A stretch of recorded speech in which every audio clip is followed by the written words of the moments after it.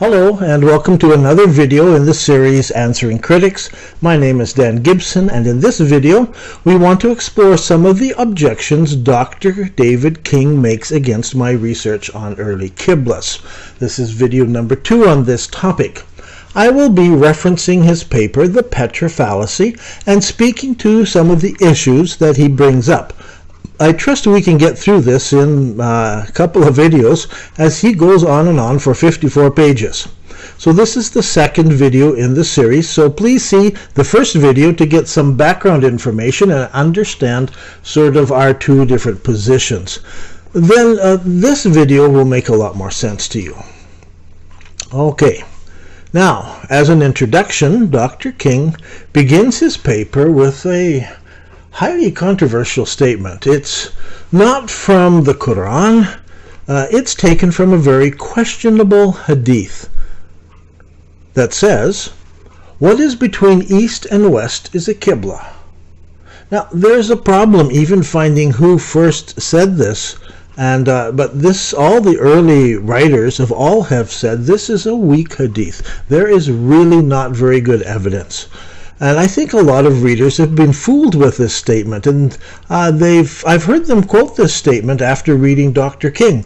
And what I find interesting, that Dr. King himself learned about this weak hadith when he researched and wrote his paper on al-Bazdawi, which he titled al-Bazdawi on the Qibla in the early Islamic Taxonomia and so forth.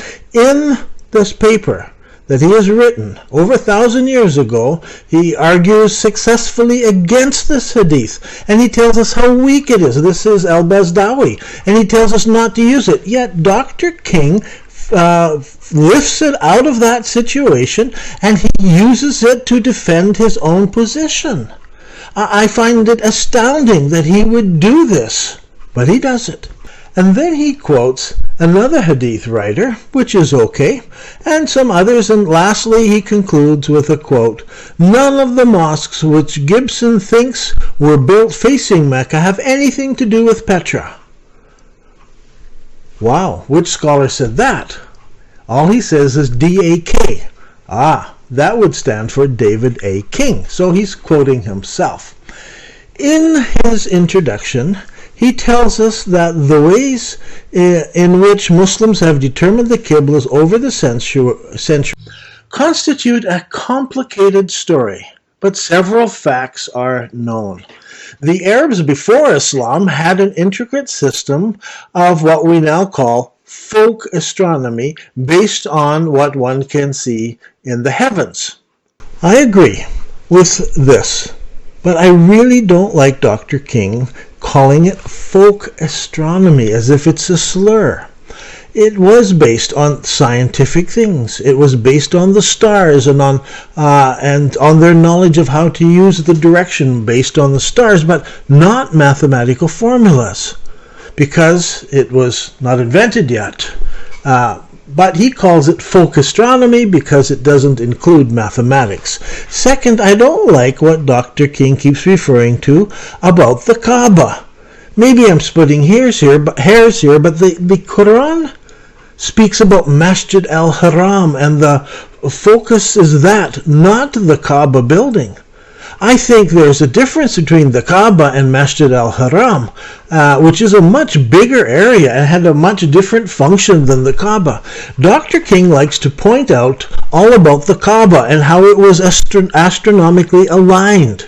This is an important deal in his mind. It's all part of a science called archaeoastronomy. This is quite a new area of study, and it's not widely accepted. The idea is that the ancients built their buildings and had aligned them to different points in the skies and so forth. Now, the truth is there are billions of stars in the skies, so the proof that builders chose a particular building and aligned it becomes difficult, and then how accurate to be and so forth. But Dr. King believes that the Kaaba building, which has a rectangular base, is astronomically aligned. He claims that the major axis is towards the rising of Canopus, the brightest star in the southern skies. And it has other axes like the summer solstices and so forth, and corners pointing roughly in cardinal directions. Notice the word roughly. This is a problem you'll see throughout this paper. It is actually roughly this and approximately that and so forth.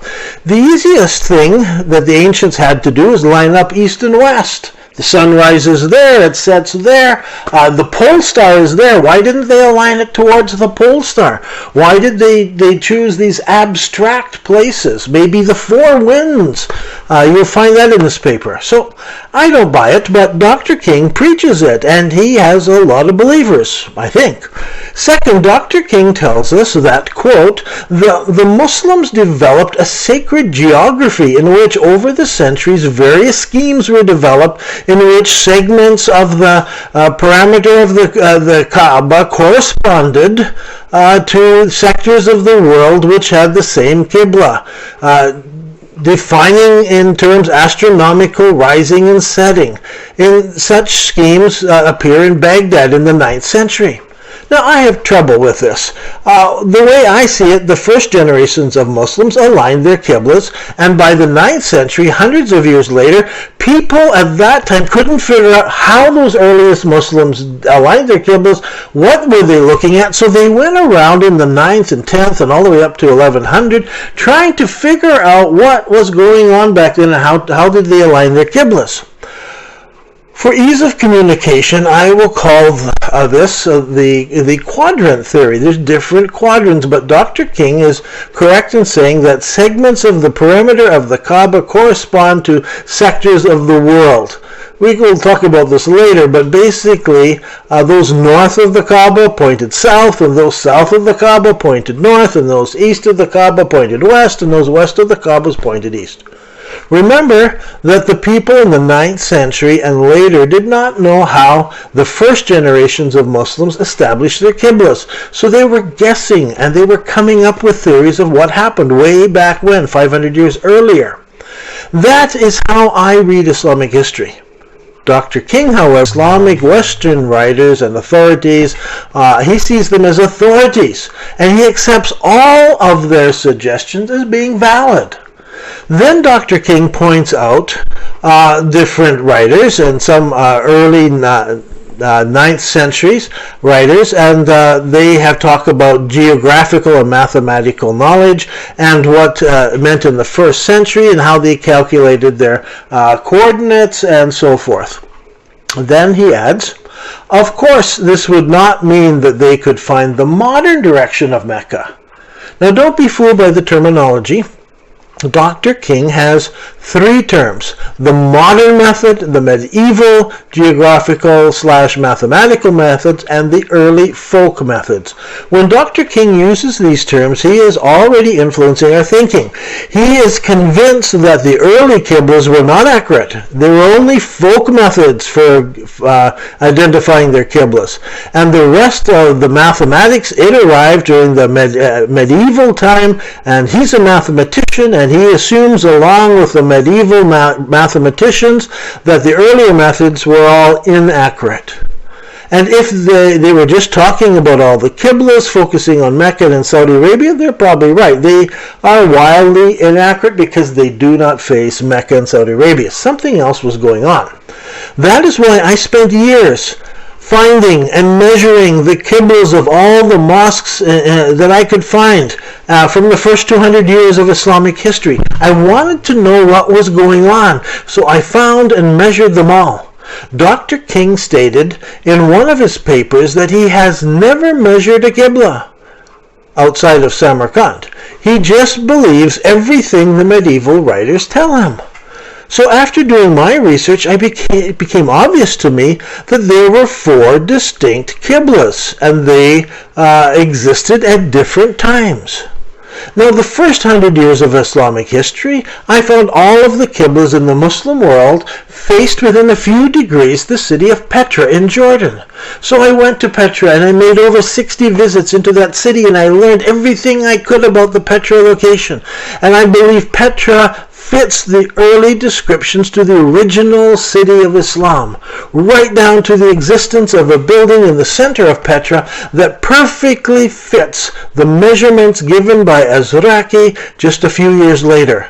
He says that is the Kaaba. Then after the Second Islamic Civil War, the first mosques were built with a Qibla towards Mecca. A third Qibla then emerges that pointed between Mecca and Petra, emphasizing the between aspect. And it starts with the building of a mosque in Iraq, which is called the Between Mosque. It is built by the ruler Al-Hajjaj. Now, he's not the Caliph, he's one below the Caliph, okay? And he has a part of the Middle East is under his control. And he builds this mosque, and then a dozen more mosques, 20 more mosques, are built using the Between Qibla until he dies, and then that disappears. It's only in Spain and Africa where for a few years they used a different Qibla, and they pointed parallel to a line drawn between Petra and Mecca. This is what I deduced from the actual mosque buildings and the measurements made with modern tools. And then I searched the Islamic records to find out reasons why this might have been. But all this was lost to the Muslims of the 9th century, who assumed that all Qiblas pointed to Mecca and Saudi Arabia. And they were hard-pressed to come up with reasons why these other mosques, these early mosques, had Qiblas that seemed to be pointing in all different kinds of directions. Now, Dr. King tells us that, quote, from the 7th to the 9th century, and also occasionally thereafter until the 19th centuries, Muslims used astronomical alignments to lay out the Qibla. Now, I agree. But Dr. King goes on to explain these methods to us, and he calls them folk methods, and he wants us to think that even though they were widely inaccurate, that they made sense to the local people who built them. So he's found these reasons.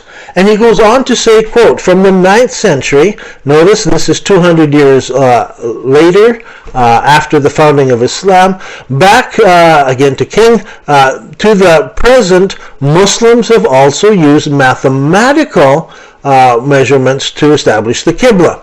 Few people know anything about these days. Indeed, most Muslims think that all mosques face Mecca. Yet, if they would investigate just a few historical mosque orientations, they would be surprised. Now, so far I'm in agreement. Then he says something very interesting. Listen to this. I'm going to quote him. For medieval mosques face the Kaaba rather than Mecca. There is a subtle but highly significant difference. Really? This is when you're going to have to get your head around. And so don't let Dr. King's vocabulary confuse you. He says that they face the Kaaba rather than Mecca. Dr. King goes on to say, how can they face a distant edifice that is not visible? He's inferring it is impossible, even though the merchants of Arabia would head out across the barren, trackless deserts and head straight for some city over the horizon. Dr. King doesn't think they were smart enough to do it. He doesn't know how they did it, so he's going to talk in a way that convinces you that they could not do this, even though these Arab merchants had been doing it for 1,000 years or more before Muhammad and before Islam and before the mathematics showed up. So, back to Dr. King, who has just told us that the early mosques faced the Kaaba rather than Mecca. His words. King now tells us how these mosques actually face the Kaaba. And it is something we moderns have to learn. The matter of the Qibla is not only about mosques, it's about every Muslim at home and abroad in his life and in his death who follow the prescriptions relating to the sacred direction of Islam. And he ends there, and we are just beginning his introduction, but we've already got some clues by the vocabulary that he uses. You see, Dr. King tells us early Islam had folk methods that were wildly inaccurate because he's expecting them to point to Mecca. I don't think so. if I realize they have 4 qiblas I look at, they were highly accurate to reach those 4 qiblas. But he says those methods were inaccurate. Medieval Islam, Dr. King says, had geometry and mathematics. And so they could figure out the real qibla direction. Modern Islam could accurately determine where Mecca was. Second, the secret to understanding Dr. King's approach is to understand that the Kaaba is not in Mecca. That's his words. But the term actually means something else. And people could face the Kaaba in their minds, I guess, without having to worry about facing Mecca. Now, Dr. King has focused 50 years of his life studying the ways in which Muslims over many years have used astronomy in the service of their religion. He studied lunar calendars and how the 5 daily prayer times are organized and how people determine the Qibla direction towards the Kaaba. In their minds maybe, but not necessarily physically facing, but inwardly or somehow they're facing the Kaaba, but they are facing somewhere else. He has followed his teachers like Carl Shoy and Ted Kennedy, who wrote about medieval Arabic sources. Particularly important were Kennedy's translations of and his commentaries on the writings of al-Biruni. And I have copies here on my computer, and they're now freely available on the internet. Dr. King claims he has spent many years looking at thousands of medieval Arabic manuscripts and hundreds of scientific instruments in libraries and museums around the world. I don't doubt him. I'm sure he has. And so he has been looking at all of these. May I add that these are almost all medieval or later manuscripts and instruments, not early ones from the first 200 years of Islam. He says, quote, "Since nobody ever looked at most of these manuscripts for centuries, I inevitably found things that were new. Some of my results took some Muslim colleagues by surprise. Western colleagues are, I find, becoming less and less interested in anything to do with classical Islamic studies.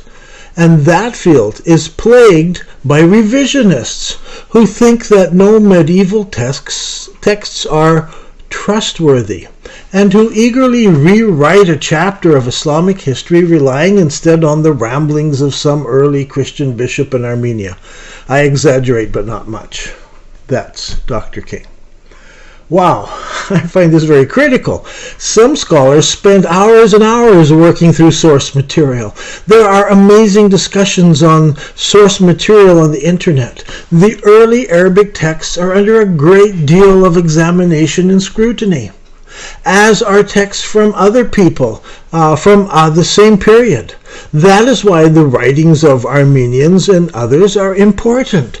All of them fit together to give us an idea of what was happening during the early Islamic period. And it's true that we look with some suspicion on medieval texts that propose theories about what was happening 500 years earlier. We see them as theories. Dr. King sees them as factual, proven history about the early days of Islam. Then Dr. King gets to the crux of his argument. Let me read and make some comments. Dr. King: "I never thought while preparing all my research that someday someone would come along and announce that all early mosques are oriented towards a location other than Mecca. No serious scholar, Muslim or non-Muslim, would ever have thought that mosques might have been deliberately oriented towards somewhere other than Mecca. If they had, they would rightly be considered to be deranged." And yet Dr. King has just told us that you can face the Kaaba without facing Mecca. Do you not find this all confusing? Now, Dr. King expresses his surprise here. He says that no serious scholar would have ever thought that mosques might have deliberately been oriented other than at Mecca. Maybe this is a jab at serious scholars. I don't know. I started out looking at what the early mosques, which ones faced Jerusalem, because that's what Muslims told me. That's where I started this study. But Dr. King, in his article in the Encyclopedia of Islam, he states, no survey has yet been made of the orientation of medieval mosques. Such a survey would be of considerable interest to the history of Islamic architecture as well as the history of science, unquote. So, I did a survey, but I started at the very beginning of Islam, not just medieval. However, I did not do it under the direction of Dr. King. I just went ahead and did it, just for my own interest. I thought I would be looking at just a couple of mosques that faced Jerusalem and then a few in the first couple hundred years of Islam. I was wrong. There were over 100 mosques. And what I discovered is that during that first 100 years, they were pointing at Petra, not Mecca. It left me to be surprised. I didn't expect it. Dr. King says he has amazed his colleagues with his findings. But when I announce my findings and I've amazed some of my colleagues, he says I'm possibly deranged and not a serious scholar. Let's move on to the next section. This is titled, Revisionists' Fascination with Northwest Arabia. Quote, lies can become truth if we do not stop them. Warning on CNN International, November 2018, unquote. Wait a minute, Dr. King's discoveries were described as surprising, and this quote seems to infer that people like me are lying. I agree that if there is a lie, it should be disproved. Now, Dr. King attacks the revisionists. Here's how he describes it and tells the story. Some 50 years ago, quoting Dr. King, some over-enthusiastic London-based Arabists, John Wansborough and his students, Michael Cook and Patricia Croney, came up with the idea that Islam began not in Mecca, but somewhere unspecified in northwest Arabia. This was a curious idea, not at least because there was no obvious potential sites. One of the principal and most convincing arguments for their bold assertion was the fact that the earliest mosques in Egypt and Iran do not face Mecca, but rather some locality in northwest Arabia. Some 25 years ago, this is still King, I pointed out to Michael Crone the folly of his assertion, explaining that the earliest mosques in Egypt faced winter sunrise, and also earliest mosques in Iraq faced winter sunset.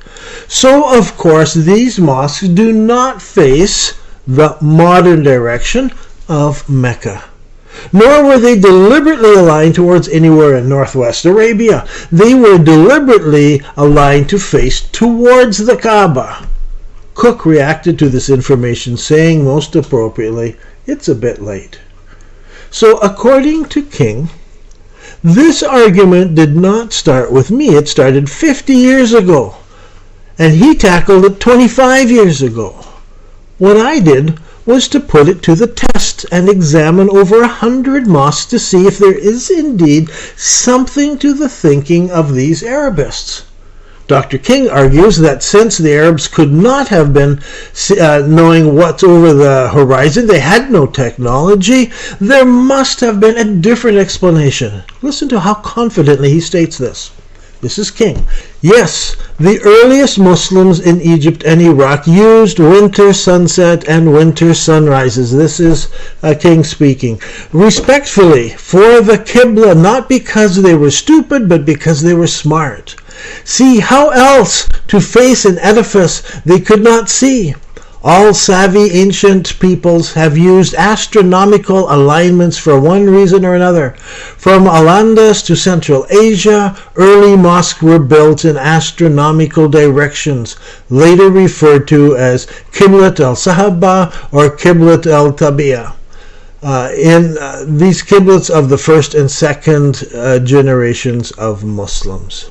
Now, here again, Dr. King is giving us facts about sunset and sunrises and astronomical alignments and assuming that only dummies could not see that this is what they were doing in the first and second centuries of Islam.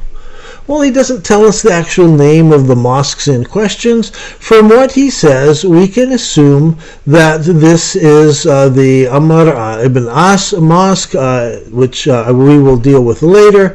But he does give us now his intentions. Listen, my intention, my present intention, is to warn the unsuspecting reader, this is King speaking, that the only other person ever to have written generally on the subjects of mosque orientation is, and here he has a list, not Dr. Cook, not Dr. Crone, but myself. Even though they wrote about Islam 50 years ago, but about myself, Dr. King complains. He, Gibson, has no qualifications to correctly interpret the available data. But Dr. King doesn't tell us what those qualifications might be. How do you get those qualifications? Did he qualify because he studied under the now deceased Carl Shoy and Ted Kennedy? If you want to be qualified, where do you go to get a degree in Qibla studies? Do you have to sit under Dr. King himself in order to be qualified? Is every other scholar of Islam unqualified because he is not sat under Dr. King? Many other scholars have studied Islam. They've studied Arabic. They have a grasp of Arabic grammar. They have read classical and early Islamic documents and manuscripts. Are they not qualified? Dr. King doesn't like John Wansborough or Dr. Michael Cook or Dr. Patricia Crone, so I assume he doesn't like any of the modern Arabists and historians. Claiming I have no qualifications is just a cheap shot at something that Dr. King doesn't know anything about, mainly my education, what languages I've studied, or how long, or what I've read. He can only come to this conclusion because I have never sat in his classes. Since I do not claim him as my teacher, therefore, I'm unqualified in a field that he considers that he alone would be the world expert. Second, Dr. King goes on, and I'm quoting, he, meaning Gibson, does not understand the fact that modern direction from one place to another cannot be used to investigate the reasons underlying the orientation of pre-modern architecture. This is a Dr. King interpretation. Just because I do not accept his understanding of early Qibla technique doesn't mean that I have no understanding of them. Dr. King then goes on. Gibson seems oblivious to the fact that there is a well-established discipline called astronomical alignments and archaeoastronomy. How can Dr. King claim I have no understanding of astronomical alignments? I admit I'm very leery of them. This is a new area, and I would be hesitant to call it, quote, a well-established discipline. I'm not oblivious to the fact. I've read their papers, I've corresponded with some of their leading researchers, but I am quite reserved, along with many other scholars, whether astronomical alignments are fact or just coincidence. So when Dr. King speaks of the early Arabs using astronomical data, he means some sort of alignment. I use the same term talking about astronomical data, but I refer to their use of astronomy measuring the height of stars, or using the rising and setting of stars along the horizon on their compass. And this is what I mean when I refer to astronomical data and so forth. But they're talking about angles going off of buildings. Did you know this building is oriented this way or that way or so forth? It's what I see is very different from archaeoastronomy and the use of astronomical alignments. Dr. King then goes on that I, Gibson, have erred monumentally in my interpretation of mosques that were built on pre-existing religious architecture or to fit pre-Islamic city plans. Now, I struggle to see this as true. Just look at the Umayyad Mosque in Jerash. Look at the picture here. See, it sits askew from the city plan, and as do hundreds of other mosques. Just because someone has found one or two that appear aligned to a city plan doesn't mean that that was purposely built that way. I don't think the data supports the conclusion, but King thinks I have erred monumentally, using his words. King goes on to say that I have no understanding of how mosques were laid out over the centuries. Again, how does he know what I understand or not? I have purchased and I have read almost all of Dr. Cresswell's books on mosque construction, along with many other books on mosque and mosque architecture, and I have searched and found hundreds of mosques all over the world. I've examined them, photographed them, measured them. I've established a list like nobody else has of all of these mosques. I've published that on the internet. Just because I disagree with Dr. King in some way doesn't mean that I have no understanding in this area. Dr. King then states that I have, quote, no control over any of the numerous medieval Arabic sources, legal, astronomical, folk, astronomical, mathematics, geographical, relating to the determining of the Qibla. Now, I don't know what he means by this. What do I need to have control over in these sources? I have access to libraries and museums. I have access to the internet. I have a personal collection of over 10,000 books and articles on the early years of Islam. I have collected copies of source material of all different kinds. I'm in contact with many scholars in this field. And so I don't understand what he's arguing about. Mr. King then argues that I, quote, prefer to refrain from citing the vast existing bibliography on the subject.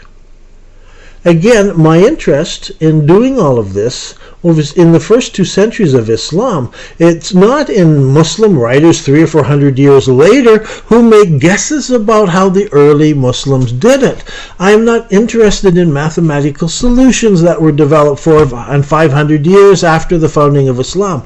This is Dr. King's area of study, and I appreciate what he and others have researched and published in that area. I'm happy to read their conclusions, but I reserve the right to be open-minded about the solutions that they have about medieval writers and so forth. I look at navigational people writing about this in the first years of Islam, not about mathematicians. He reads the mathematicians, I read the navigators, 2 different areas of study.